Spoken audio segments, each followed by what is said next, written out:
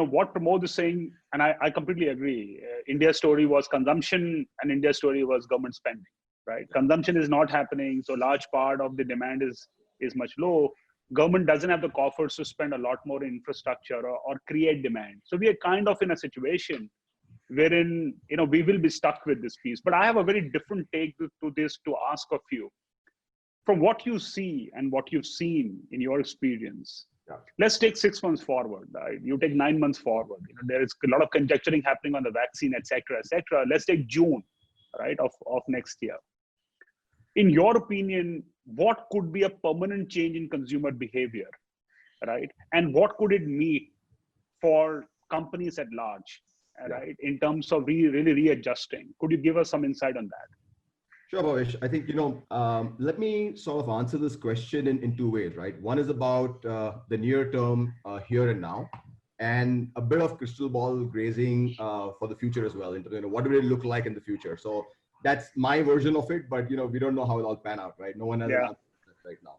But if you think about here and now, and you mentioned about, to your earlier question to Pramod as well, you were saying, what would companies do, for example, where it's CapEx heavy? There are huge investments made, and how are they sort of dealing with situations currently? There are some interesting examples that come to my mind, right?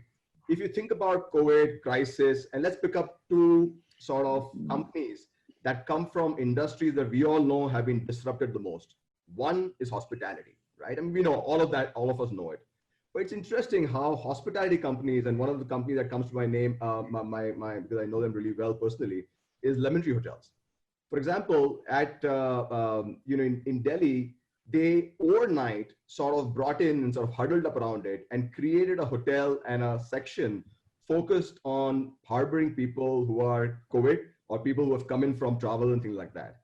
So it's interesting that you had this huge cost, you had this huge infrastructure created, but you have to think in the short term, and you have to bring in that jugaad, if you want to the word, to pivot really fast to a situation that otherwise believes that industry is fully disrupted. So one is, I would say, hospitality, and how today they've created all of this capacity to harbor and have people sort of create a business opportunity out of nothing, literally, right? Number two is, say, a company like Zomato. And a Zomato has today responded by saying contactless delivery.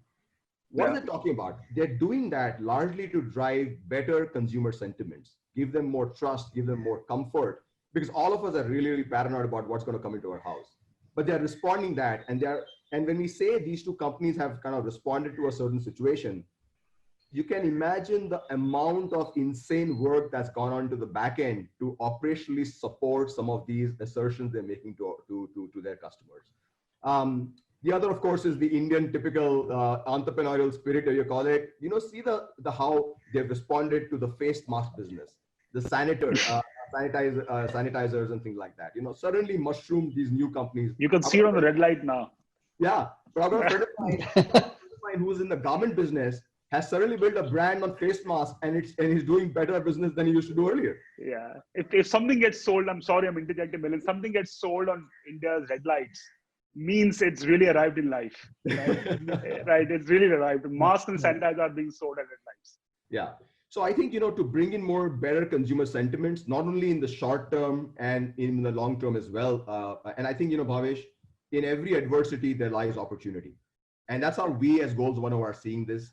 Our pitch, what used to be before COVID, and our pitch, which is post-COVID, while the proposition remains the same, but the pitch changes because clearly for consumer sentiments and consumer expectations have moved as well.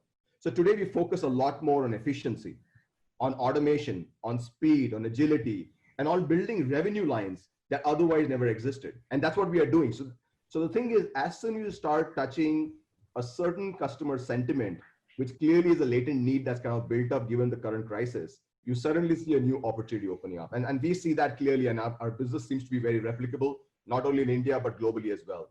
So that's our response to a certain situation. How will things pan out? How will people behave?